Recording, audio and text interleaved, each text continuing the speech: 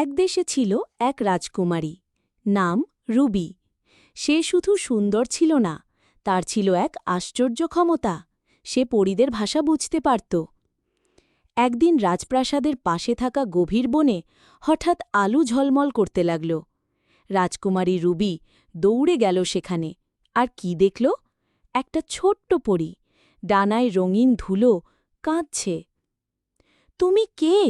Ruby জিজ্ঞেস করল। আমি লীনা, বনের পরী। আমার জাদুর ফুল চুরি হয়ে গেছে, ওটা ছাড়া আমি উড়তে পারি না। রুবির মন কাঁদল।